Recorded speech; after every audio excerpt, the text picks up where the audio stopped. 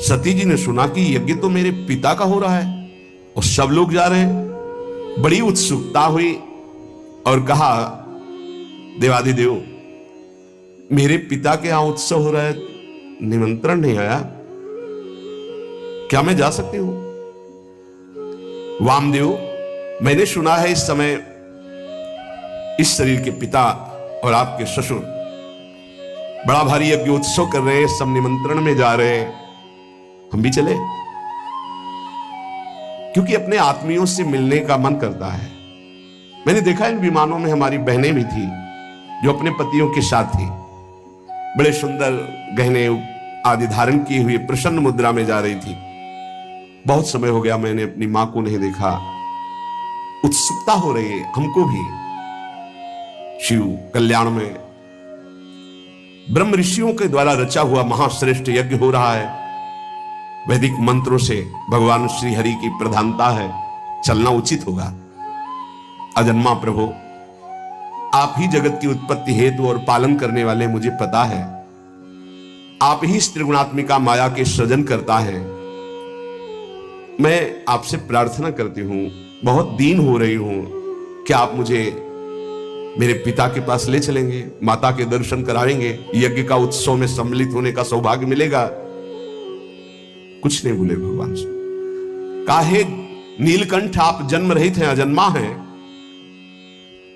आप में भले उत्साह ना हो, पर मेरा जन्म हुआ है, वो मेरे मां पिता है, मैं दर्शन करना चाहती हूं, उनसे मिलना चाहती हूं। देखो ना आकाश में कैसे राजहंस जैसे उड़ते विमान और उनमें हमारी बहनें जा रही हैं।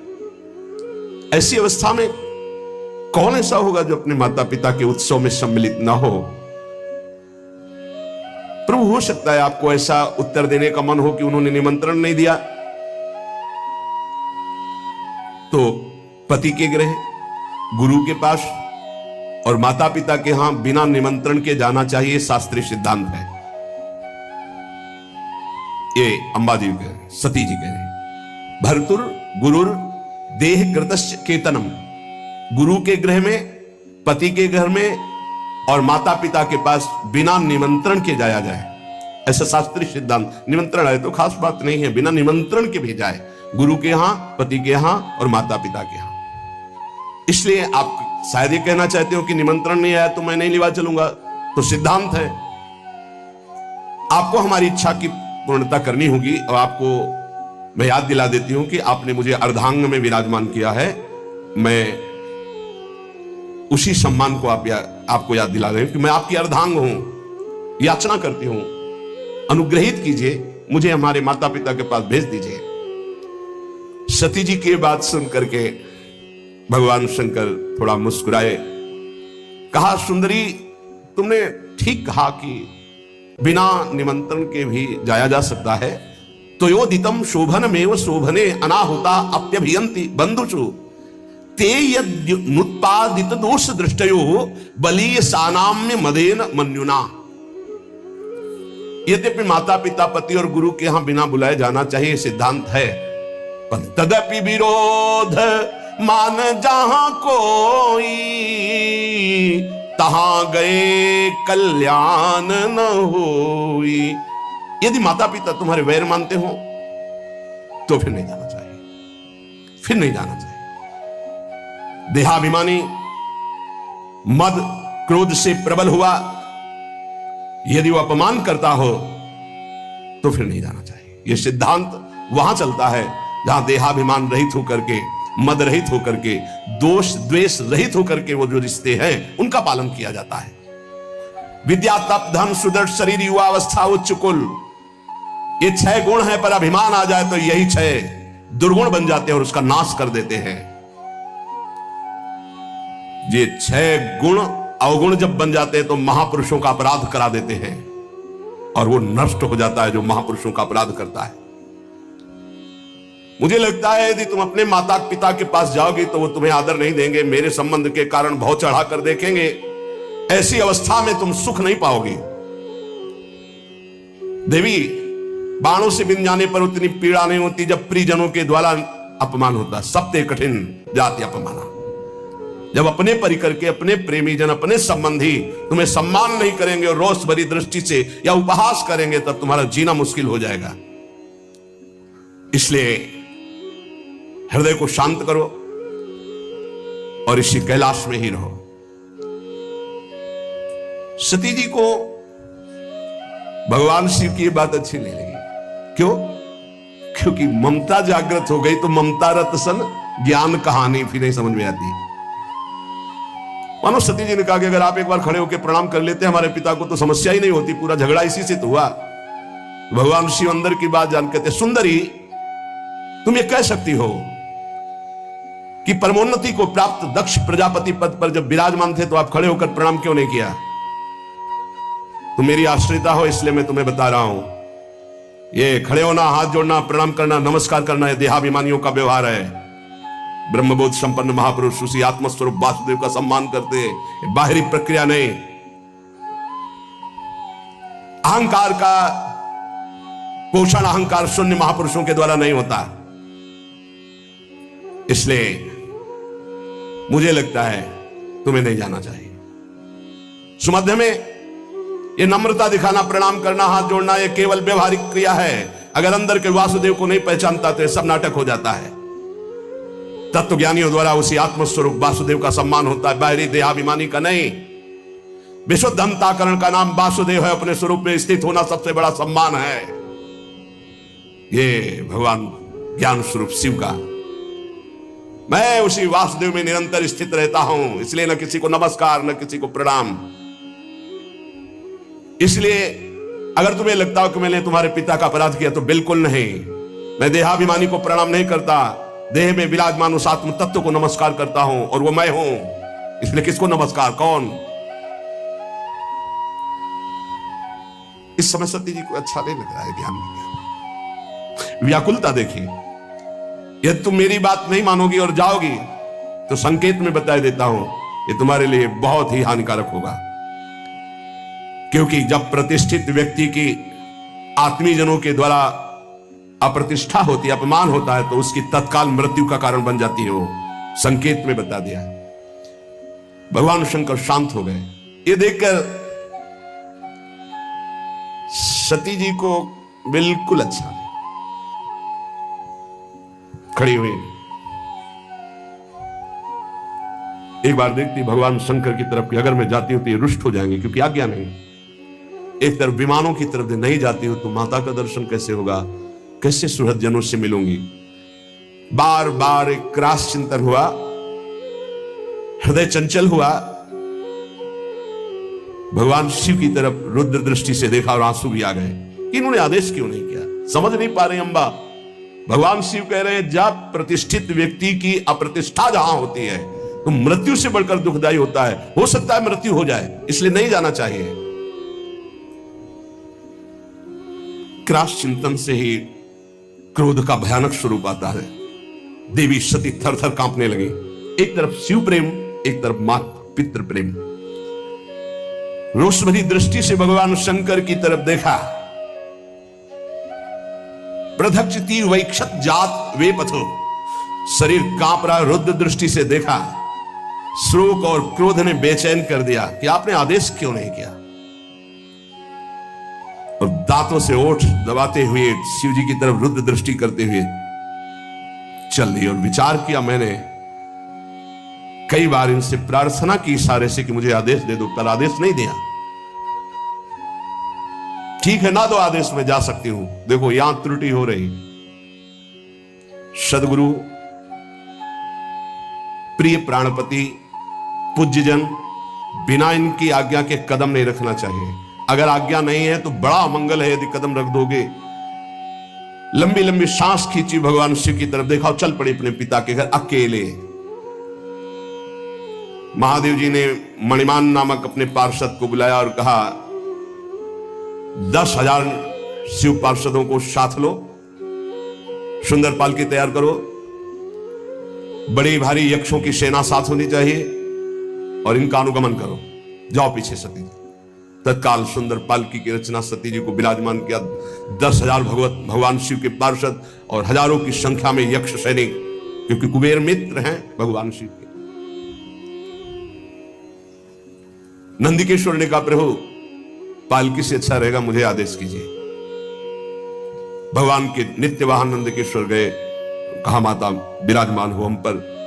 मैना पक्षी, गेंद, दर्पण, कमल, समस्त राज सामग्रियां, छत्र, चंवर, शंख, दुंदुभी आदि बजने लगी, चंवर डुलने लगे और अंबा जी विराजमान होकर अपने पिता के घर जा रही, बिना आदेश के, गुस्सा होकर। समस्त शिव पार्षदों के साथ दक्ष की विशाल यज्ञशाला में प्रवेश किया।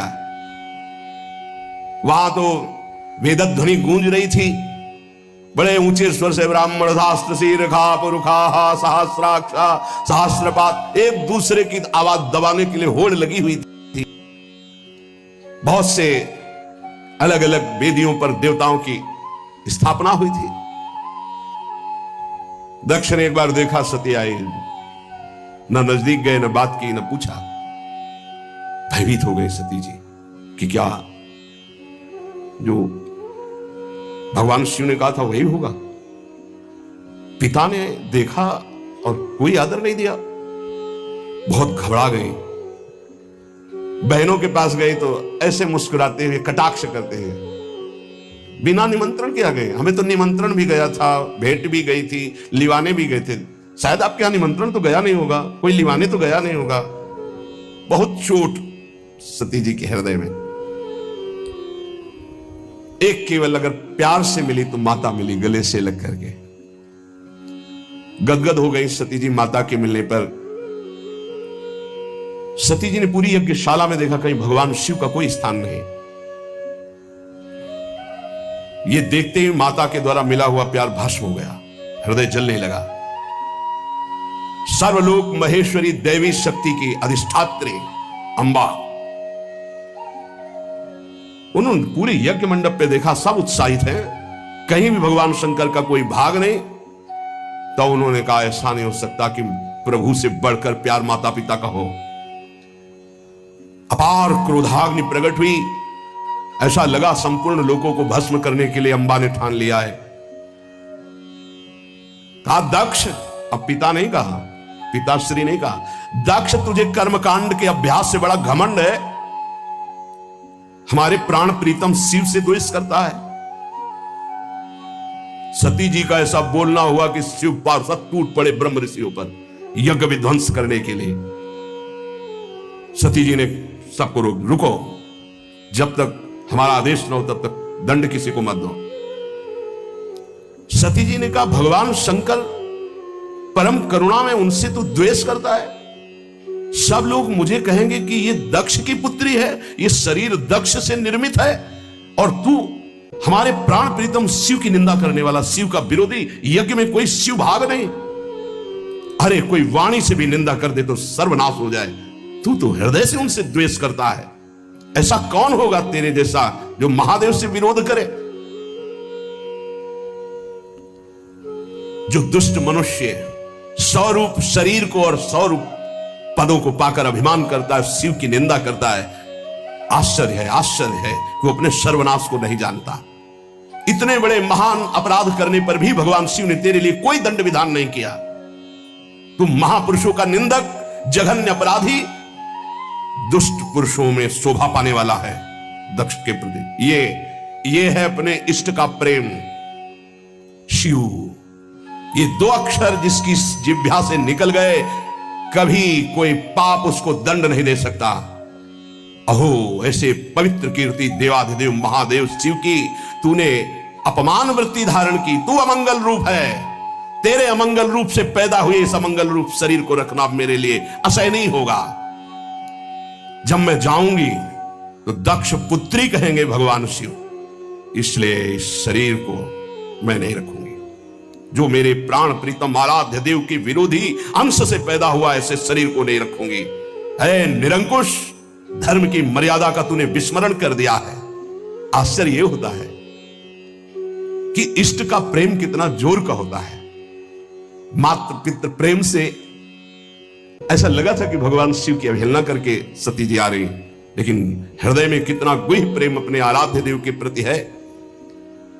वैसे तो शास्त्र आज्ञा यही कहती कि अपने इष्ट और अपने पूज्य का अपमान होने पर शक्ति हो तो बलपूर्वक उसको दंड देकर बकवास करने वाली अमंगल रूप दुष्ट जिह्वा को उसी समय काट डालना चाहिए। छिंदात प्रसह्य रुषति मसतिम प्रभुश्चे जिह्वामसूनपि ततो विसजेत धर्मा, ऐसा धर्म आदेश करता है। नीलकंठ भगवान करुणा समुद्र शिव की निंदा करने वाले, अगर कोई निंदनीय वस्तु खा ली जाए तो वमन करना ही उचित होता है। इसलिए तेरी निंदनीय अंश से इस शरीर की रचना हुई है, अब इसको रखना ठीक नहीं है। हे कामादि शत्रु को जीतने वाले भगवान शिव, क्षमा करना, आपकी आज्ञा का उल्लंघन करके ममता वसाई, पर अब मैं आपका अपमान सह नहीं सकती। आचमन किया, नया पीला वस्त्र धारण किया, आंख मूंदी, योगाग्नि का चिंतन किया, शिव शिव शिव शिव शिव।